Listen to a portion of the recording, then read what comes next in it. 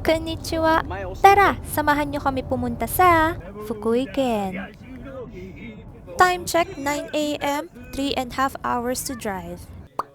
Pagdating nga namin itong bumalaga sa amin clay pottery, di namin to in-expect kasi nga ang nagplano ng mga gagawin namin dito is si Boss Dai na mahilig sa surprise, ganern. Di nga kami binigo ni Boss Dai at talagang natuwa kami. First time ko nga pala mag-try nito, di ako prepared and di ko alam kung paano ko nagawa ang aking symbols. After that, pumunta na nga kami dito sa sikat na kainan sa Fukui na Sobayasang. Ito nga yung in-order ko, ito guys ha. Oishiso talaga siya. Pag pumunta kayo dito sa Japan, try nyo din ang soba guys. Ang sarap talaga nito, promise. Almost 2 p.m. na nga, papunta na nga kami sa sikat na shrine dito sa Fukui. Ito ang makikita nyo sa paligid. Pagkakaganda diga. Sarap din pumunta talaga sa mga ganito. Mawawala sadyang inyong mga stress din eh. Ito na nga, nandito na tayo sa Hakusan Jinja. Ay nako, sinasabi ko sa inyo guys, napakaganda din eh. Full of greens. Green flags, ganun, charot. What? Pag kayo sadya'y nakapunta din eh, masasabi nyo, ang sarap mabuhay.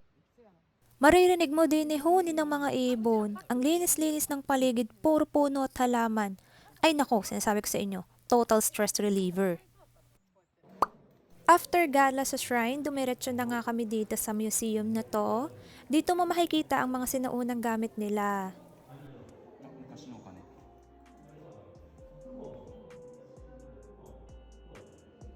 After nito, nag-dinner na kami, bumalik sa hotel, di na ako nakapag-vid at talagang napagod ako buong araw.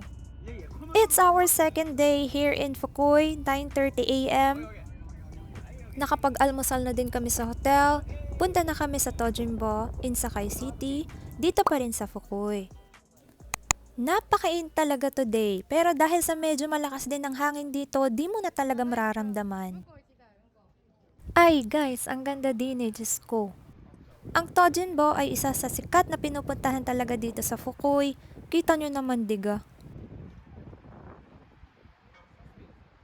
Video pa lang to guys, pero pag nakita nyo to sa personal, mas maganda talaga siya.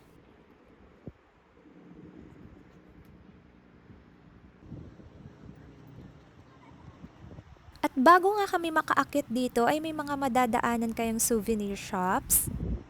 Iba't ibang kainan syempre, more on seafood. Yung inihaw, sikat na ice cream, drinks, mochi at iba pa. Napakadami nga, di ko na maisa-isa at di na talaga ako nakapag-vid kasi nga busy ang senpai nyo sa pagkain. Sobrang mag-enjoy ka talaga dito, apakainit nung pumunta kami dito pero wapakalis ang madam. Kaya nga sabi ko kay Kai, I want to go back here. Marami pa kaming di napupuntahan. Ay nako guys, kulang ang 2 days talaga namin dito.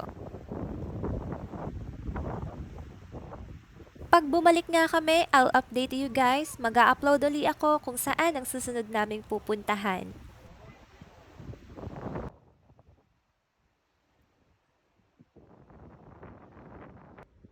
Pagkatapos nga ng gala namin at food trip dito sa Sakai City, last na pinuntahan namin ay ang Nihonkai Sakanamachi. Syempre, food trip na naman. Sashimi, the best. 4 p.m. umuwi na kami, nakakapagod pero sobrang nag-enjoy. Ayun lang, thanks for watching, mata ne!